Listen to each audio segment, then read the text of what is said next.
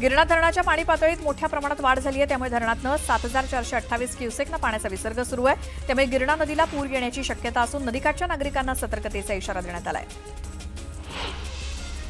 कुडाळ तालुक्यातील निवजे गावाला वादळाचा तडाखा बसला। या वादळाचा सर्वाधिक फटका चव्हाटावाडीतील काही घरांना बसल्यामुळे घरांवरचे कौलं आणि पत्रे उडून गेलेत, तर अनेक झाडं सुद्धा पडली आहेत। गोंदिया जिल्ह्यात सप्टेंबर महिन्यात झालेल्या परतीच्या पावसामुळे शेतकऱ्यांचं मोठ्या प्रमाणात नुकसान झालंय। 51 गावातील तब्बल 470 हेक्टरवरील शेतजमिनीचं नुकसान झाल्यामुळे जवळपास 876 शेतकरी बाधित झालेत। त्यामुळे कृषी विभागाकडून पंचनाम्यांची प्रक्रिया सुरू झाली आहे। पावसानं उसंत घेतली असली तरी शेतात साचलेल्या पाण्यामुळे शेताला तळ्याचं स्वरूप आलंय। शेतात पाणीच पाणी असल्यामुळे पिकं सुद्धा सडू लागली आहेत। त्यामुळे शेतकरी हतबल झालाय। कोट्यवधी रुपये खर्चून नंदुरबार शहरामध्ये बांधण्यात आलेला अंडरपास ब्रिज मागील 4 महिन्यांपासून पावसाचं पाणी भरत असल्यामुळे निकामी ठरतोय। पाणी साचत असल्यामुळे पर्यायी मार्गावरती वारंवार वाहतूक ठप्प होत असल्यामुळे नागरिक संतापलेत। गेल्या 2 महिन्यांपासून महाराष्ट्राच्या संपूर्ण पश्चिम किनारपट्टीवरती सततचा पाऊस आणि वादळी वाऱ्यामुळे मासेमारी व्यवसायाला मोठा फटका बसलाय। जुलैपर्यंत शासन नियमानुसार मासेमारी बंद असते। ऑगस्टपासून मासेमारीला सुरुवात होते, परंतु यावर्षी हवामान सतत अस्थिर असल्यामुळे मासेमारीला पूर्णपणे खीळ बसली आहे। धनगर समाजाला एसटी प्रवर्गातनं आरक्षण मिळावं या मागणीसाठी सकल धनगर समाजाच्या वतीनं बसस्थानक चौकात रास्तारोको आंदोलन करण्यात आलं। या आंदोलनामुळे काही काळ वाहतूक ठप्प झाली होती। बंजारा समाजाकडून पालघर जिल्हाधिकारी कार्यालयावरती सर्वपक्षीय मोर्चा काढण्यात आला। आदिवासींच्या आरक्षणात इतर कोणाचीही घुसखोरी नको अशी मागणी करण्यात आली।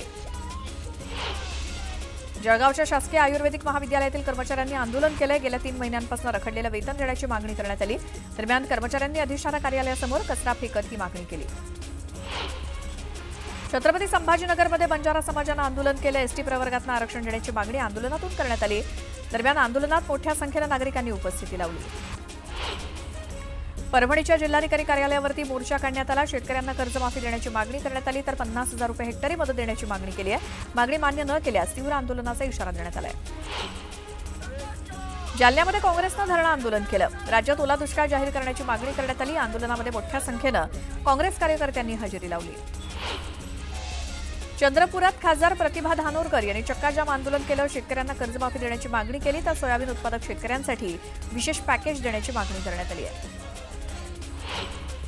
जालना जिल्ह्यातील शेतकऱ्यांना 50,000 रुपयांची मदत देण्याची मागणी कल्याण काळेंनी केली। मदत न दिल्यास तीव्र मोर्चा काढण्याचा इशारा दिलाय। सिल्लोडच्या सिसारखेडामध्ये पूर्णा नदीवरती पूल बांधण्याची मागणी करण्यात आली आहे। पुलाच्या मागणीसाठी नागरिकांनी जलसमाधी आंदोलन केलं। परभणीमध्ये जिल्हाधिकारी कार्यालयासमोर शेतकऱ्यांनी रास्तारोको आंदोलन केलं। शेतकऱ्यांना कर्जमाफी देण्यासोबतच 50,000 हेक्टरी मदत देण्याची मागणी केली आहे। अकोल्याच्या राजनापूर खिनखिनीमधील शेतकऱ्यांनी आंदोलन केलं। राज्यामध्ये ओला दुष्काळ जाहीर करून शेतकऱ्यांना मदत देण्याची मागणी करण्यात आली। यावेळी जिल्हाधिकाऱ्यांना निवेदन देण्यात आलं। सिल्लोड तालुक्यातील सिसारखेडा इथे पूर्णा नदीवरती जाण्यासाठी पूल नसल्यामुळे पुलाच्या मागणीसाठी ग्रामस्थांनी जलसमाधी आंदोलन केलं। यावेळी पूल लवकरात लवकर बांधून द्यावा अशी मागणी करण्यात आली। दसऱ्याच्या दिवशी माथेरानमधील अश्वपाल ज्या अश्वावरती आपली रोजीरोटी आहे त्याची सकाळी अंघोळ घालून विधिवत पूजा करतात। त्यानंतर अश्वांना रंगीबेरंगी झूल, कंठी, फुलांचे हार घालून बाजारपेठेत आणलं जातं आणि तिथून फटाक्यांची आतषबाजी करत मोठ्या मिरवणुकीला सुरुवात होते। रत्नागिरी शहरात सध्या मोकाट जनावरांनी अक्षरशः उच्छाद मांडलाय। वाहन चालक मोकाट जनावरांमुळे हैराण झाले। शहराच्या मुख्य रस्त्यावरती ही जनावरं घोळका करून बसत असल्यामुळे अनेक वेळा वाहतुकीचा खोळंबा होतो, तसंच अपघाताचा देखील धोका वाढलाय।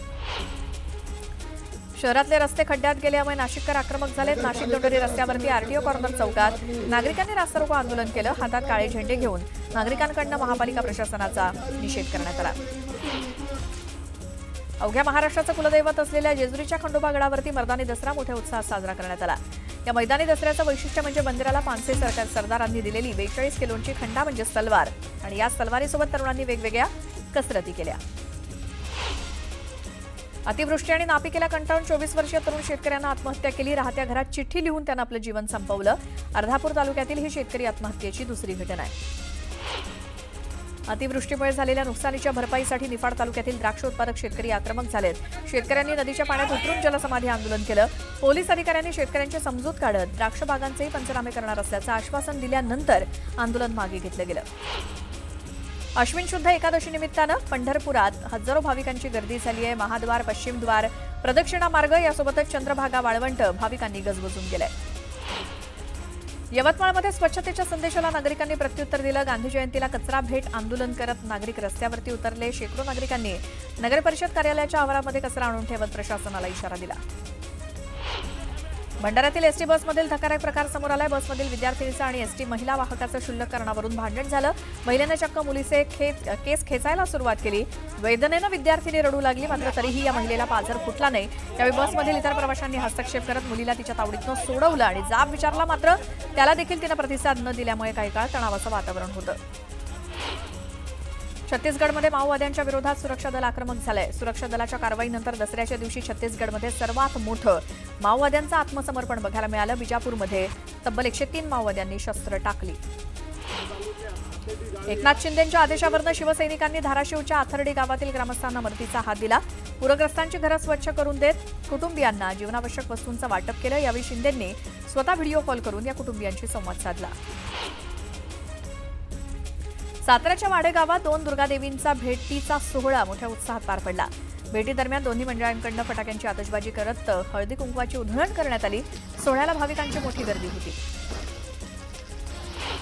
रायगडच्या रोह्याचे ग्रामदैवत श्री धावीर महाराजांना ब्रिटिश काळापासून देण्यात येणारी पोलीस मानवंदना देण्यात आली. धावीर महाराजांना सशस्त्र मानवंदना देऊन ढोलताशांच्या गजरात फटाक्यांची आतषबाजी करत पालखी मिरवणूक काढण्यात आली. जामखेडमधील धाने गावात तलाठी काशी केदार अतिवृष्टीमुळे झालेल्या नुकसानीचे पंचनामे करत असताना आकाश केदार यांना सर्पदंश झाला. त्यांना तत्काळ उपचारासाठी रुग्णालयात दाखल करण्यात आलं. महाराष्ट्र विधान परिषद सभापती राम शिंदे यांनी रुग्णालयात जाऊन आकाश केदार यांच्या तब्येतीची विचारपूस केली. गडचिरोली जिल्ह्यामध्ये झालेल्या पुरामुळे नदीकाठची शेती उद्ध्वस्त झाली आहे. धान पिकासोबतच मिरची पिकाला मोठा फटका बसला असून एका महिन्यात दुसऱ्यांदा पूर आल्यामुळे शेतकरी हतबल झालाय. समुद्रातील वादळ सदृश परिस्थितीमुळे रत्नागिरी जिल्ह्यातील शेकडो मासेमारी बोटी मागील 10 दिवसांपासून बंद आहेत. मासेमारी बोटी बंद असल्यामुळे कोट्यवधी रुपयांची उलाढाल देखील ठप्प झाली. आर्थिक नुकसान होत असल्यामुळे मच्छीमार बांधव हवालदिल झालाय. जळगावात झालेल्या अतिवृष्टीमुळे पुराच्या प्रवाहात संपूर्ण केळीची बाग वाहून गेली. त्यामुळे शेतकऱ्यांचं 7 ते 8 लाखांचं नुकसान झालंय. गिरणा नदीला आलेल्या पुरामुळे धरणगाव तालुक्यातील चांसर परिसरात मोठं नुकसान झालं. दसऱ्यानिमित्तानं जव्हारमध्ये कुस्तीची दंगल रंगली. या कुस्तीच्या मैदानात मोखाड्यातील दर्शना निखडे या 13 वर्षीय मुलीनं 15 वर्षीय मुलाला चितपट करत 5,000चं बक्षीस जिंकलं. जेजुरीच्या खंडोबा गडावरती आज खंडा स्पर्धेचं आयोजन करण्यात आलंय. यावेळी 4 मिनिटात 42 किलोची 90 वेळा खंडा तलवार फिरवण्यात आली. दरम्यान स्पर्धा बघण्यासाठी मोठी गर्दी झाली होती. मंत्री भरत गोगावलेंना पुन्हा निमंत्रण पत्रिकेतनं डावलण्यात आलंय. मुंबई गोवा महामार्गावरील माणगाव आणि इंदापूर या रखडलेल्या बायपासच्या भूमिपूजनाचा कार्यक्रम त्याची पत्रिका यात नाव नसल्याचं समोर आलंय. त्यामुळे जोरदार चर्चांना उधाण आलंय. विधानसभा निवडणुकीत 23,000 बोगस मतदान झाल्याचा आरोप करण्यात आलाय. माजी आमदार बाळासाहेब माने यांनी हा आरोप केला असून निवडणूक आयोगाला नावं दिल्यानंतरही ती वगळली नसल्याचा आरोप त्यांनी केलाय. ठाकरे विकासाच्या मुद्द्यावरती बोललेच नाहीत. विकासावरती ते बोलू शकत नाहीत अशी टीका मुख्यमंत्री फडणवीसांनी केली. विकासावरती बोलले असते तर 1,000 रुपये बक्षीस देणार होतो. ठाकरेंनी माझे 1,000 रुपये वाचवले त्याबद्दल त्यांचे आभार मानतो असा मिश्किल टोला फडणवीसांनी लगावला. अतिवृष्टीनंतर विरोधकांनी राजकारण सुरू केले अशी टीका मुख्यमंत्री फडणवीसांनी केली. ठाकरेही सत्तेत होते त्यांनी आरशात पाहावं असं फडणवीस म्हणाले. उद्धव ठाकरेंमध्ये दानत होती म्हणून रिक्षावाले मंत्री झाले, आमदार झाले. आत्मचिंतनासाठी धर्मवीर आनंद दिघे मेमोरियलमध्ये शांतपणे दिवसभर बसून मी काय होतो आणि आज कोणामुळे या पदावरती याचा विचार करावा असं म्हणत राऊतांनी शिंदेंवरती हल्लाबोल केला. शिंदेगडाचे लोक अमित शहांच्या पादुकांचं पाद्यपूजन करत असल्याचा आरोपही राऊतांनी केला. शिवसेनेच्या दसरा मेळाव्यात उपमुख्यमंत्री एकनाथ शिंदे यांनी ठाकरेंवरती टीका केली होती. कुणाचेही मनोमिलन झालं तरी काही फरक पडत नाही असं ते म्हणाले होते. शिंदेंच्या या विधानाचा संजय राऊतांनी समाचार घेतला. एकनाथ शिंदे अमित शहा यांच्या बेनामी कंपनीचे इकडचे ब्युरो चीफ आहेत असं राऊत म्हणाले. उद्धव ठाकरेंना कुठलंही काम नाही, कोणत्याही राजकारण करायचं हे जर कळत नसेल तर अशा लोकांवरती काय बोलायचं अशी टीका राधाकृष्ण विखे पाटलांनी केली. जनतेला आधार देण्याऐवजी राजकारण करणं म्हणजे त्यांच्या बुद्धीची दिवाळखोरी आहे असं विखे म्हणाले. माझ्या नादी लागू नको, शहाणपणा करायचा नाही, रक्ताना हात भरलेल्या लोकांनी माझ्या वाट्याला येऊ नये असा इशारा जरांगेंनी धनंजय मुंडेंना दिला. मुंडे ज्याच्या प्रचाराला येतील ती सीट मराठे पाडतील असंही जरांगे म्हणाले. माझ्या नादी लागू नका, दोघा बहीण भावाचा बाजार उठवेन, राजकारणातनं नामोनिशाण मिटवेन असा इशारा जरांगेंनी मुंडे बहीण भावांना दिलाय. तुम्ही लोकांच्या ताटातलं खाल्लं त्याचं काय असा प्रश्न जरांगेंनी पंकजा मुंडेंना विचारला. जो आपल्याला विरोध करेल त्याला सोडायचं नाही. वेळ आली तर महाराष्ट्रात एकही मंत्री राहणार नाही असं जरांगे म्हणालेत. धनगर आणि मुस्लिम आरक्षणासाठी सुद्धा आता लढणार असल्याचं जरांगेंनी सांगितलं. जरांगे हा मनोरुग्ण माणूस असून त्याच्या बुद्धीची कीव करावीशी वाटते अशी जहरी टीका लक्ष्मण हाकेंनी केली. तर जरांगे नावाची व्यक्ती महाराष्ट्रात विष पेरण्याचं काम करते. जरांगे जेमतेम 3री-4थी शिकलेला माणूस असून मुख्यमंत्र्यांनी त्यांच्या 5वीच्या शिक्षणाची व्यवस्था करावी असा टोला त्यांनी जरांगे पाटलांना लगावला. साताऱ्याच्या नवीन शासकीय विश्रामगृहात उपमुख्यमंत्री अजित पवारांनी अचानक भेट दिली. यावेळी पार्किंगमधील फुटलेल्या फरशा बघून त्यांनी अधिकाऱ्यांना विचारणा केली आणि तत्काळ या फरशा बदलाव्यात असे आदेश दिले. अजित पवारांच्या अचानक एंट्रीमुळे अधिकाऱ्यांची चांगली तारांबळ उडाली. पालघरच्या तलासरीमध्ये एका कारखान्यातनं चोरी झालेला मुद्देमाल जप्त करण्यात आलाय. चोरी केल्या प्रकरणामध्ये 2 जणांना पोलिसांनी ताब्यात घेतलं. अली खान आणि अक्रम अली अशी अटक करण्यात आलेल्या दोघांची नावं आहेत. वर्ध्याच्या दारोडामध्ये देवीच्या विसर्जनासाठी गेलेल्या 2 भाविकांचा बुडून मृत्यू झाला. विशाल मनोहर पोहाणे आणि हर्षल नथुजी चाफले अशी दोन्ही तरुणांची नावं आहेत. मालेगावात मुलानं बापाची हत्या केली. या प्रकरणी पोलिसांनी मुलाला ताब्यात घेतलं. या घटनेमुळे परिसरात खळबळ माजली आहे. रत्नागिरीच्या दापोली तालुक्यात भरधाव बस रस्त्याच्या कडेला घसरली. सुदैवानं मोठ्या खड्ड्यात न कोसळल्यामुळे मोठा अनर्थ टळला. त्यामुळे प्रवाशांमध्ये भीतीचं वातावरण आहे. भिवंडीतील धक्कादायक प्रकार समोर आला. न्यायालयातून पोलिसांच्या हातावरती तुरी देऊन पळालेल्या आरोपीनं 7 वर्षीय चिमुकलीवरती अत्याचार करून तिची हत्या केली. याआधी सुद्धा या आरोपीनं 6 वर्षीय चिमुकलीवरती अत्याचार करून तिची हत्या केली होती. या प्रकरणी पोलिसांनी आरोपीला बेड्या ठोकल्या. बुलढाणा जिल्ह्यातनं जाणाऱ्या मुंबई-नागपूर महामार्गावरती इटालियन मार्बल घेऊन जाणारा ट्रक उलटला. ट्रकमधील 3 जण थोडक्यात बचावलेत तर इटालियन मार्बल फुटल्यामुळे मोठं नुकसान झालंय.